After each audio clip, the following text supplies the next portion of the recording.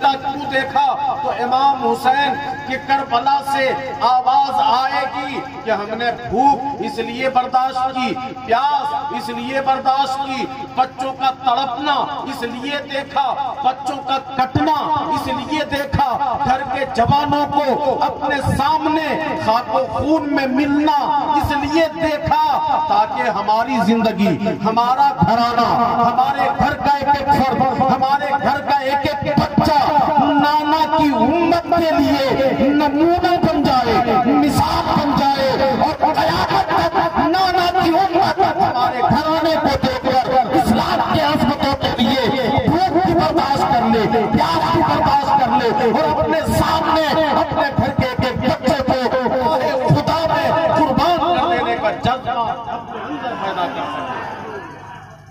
تو امام حسین نے شہادت اسی لیے پسند کی تھی، اور خود امام نے بھی کہا تھا جب میرے امام مدینہ سے چلے، آپ نے سنا ہے پورا واقعہ کربلا کا، میرے امام مدینے میں تھے، مدینے میں جب یزید تخت پر بیٹھا، یزید نے مطالبہ کیا میرے نام کی بیعت لی جائے، سختیوں کی ضرورت پیش آئے تو حسین کے ساتھ، عبداللہ ابن زبیر کے ساتھ، عبداللہ ابن عباس کے ساتھ سختیاں کی جائے، سختیوں کے ساتھ میرے نام کی بیعت کی جائے، ان کی کوئی بات نہ سنی جائے۔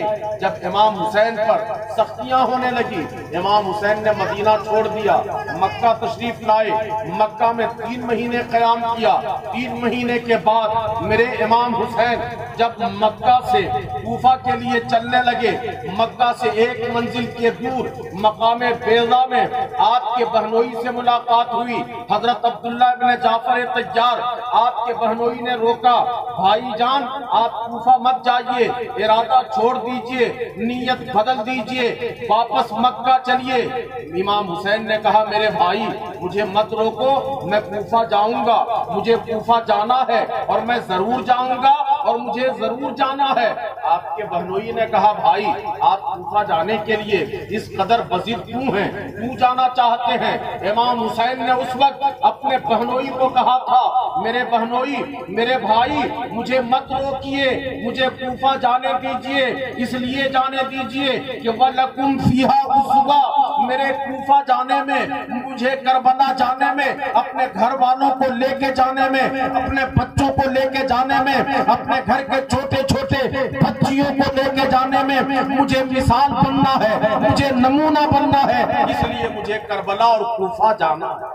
حضرت امام حسین کربلا پہنچے، ان کی پوری زندگی مثال اور نمونہ ہے، اور آج اسی کی ضرورت ہے کہ امام حسین کی زندگی کو، ان کے گھر والوں کی زندگی کو، ان کے بچوں کی زندگی کو سمجھ کر اپنی زندگی میں، اپنی لائف میں اتارنے کی کوشش کی جائے۔ حضرت امام حسین کے 3 بیٹے تھے۔ حضرت امام حسین کے کتنے بیٹے تھے؟ تو سب بولیں گے کتنے بیٹے تھے؟ 3 بیٹے تھے، اور تینوں بیٹوں کا نام علی تھا۔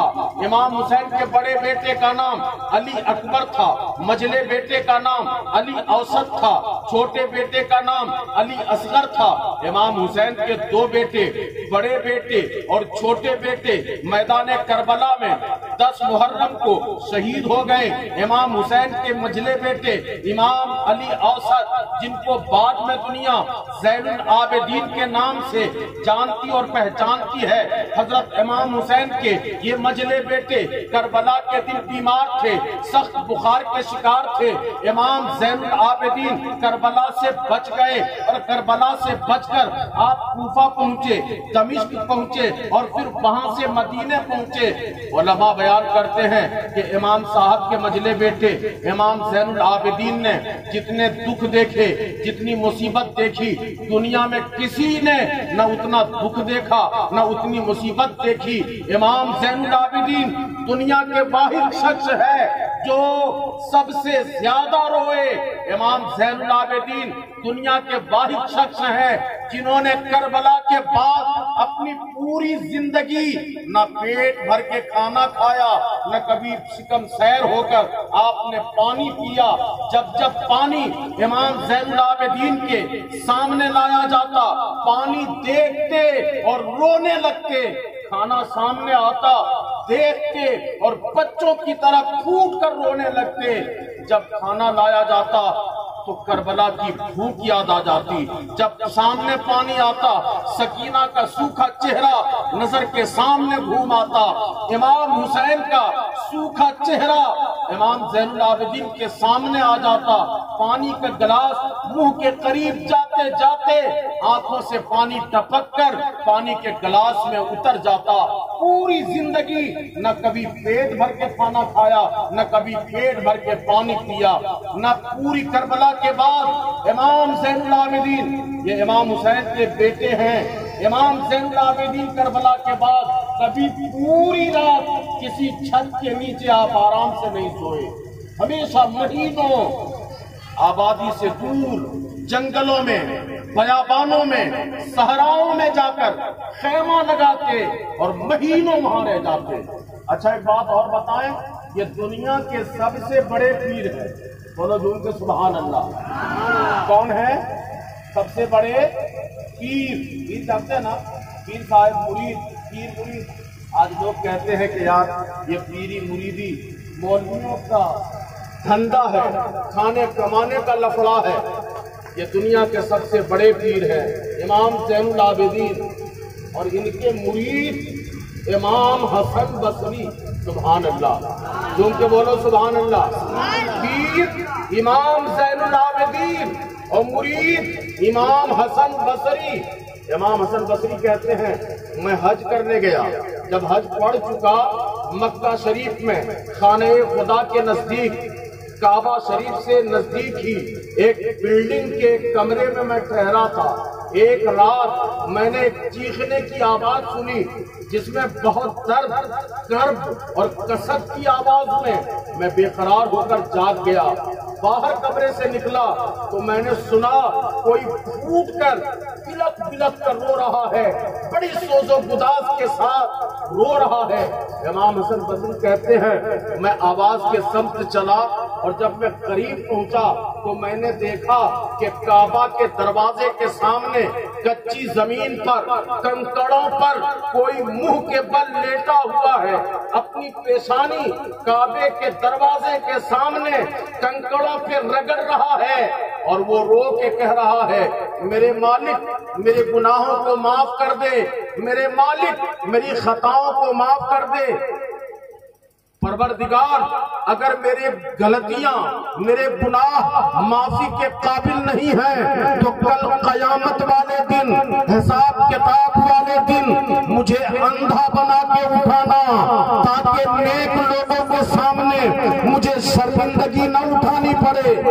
امام حسن بصری کہتے ہیں میں نے جب اس نوجوان کی صدا سنی میں آگے بڑھا، زمین پہ منہ کے بل لیٹا تھا، میں نے بازوؤں کا سہارا دے کر اس جوان کو بٹھایا، میں نے کہا بیٹے مت گھبرا، نبی فرماتے ہیں کہ اگر کسی کے گناہ سمندر کے جھاگ کے برابر ہو اور ایک مرتبہ دل سے اپنے رب کے حضور معافی مانگ لے تو اللہ رب العزت ایک آواز میں سارے گناہوں کو معاف کر دیتا ہے۔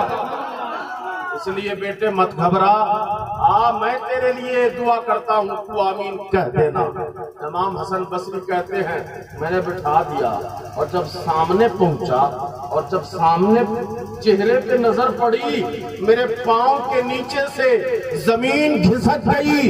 یہ کوئی نوجوان نہیں تھا، یہ کوئی گنہگار نہیں تھا، یہ کوئی عام آدمی نہیں تھا، یہ کوئی بدکار نہیں تھا، یہ تو کربلا کے سردار امام حسین کے بیٹے امام زین العابدین تھے۔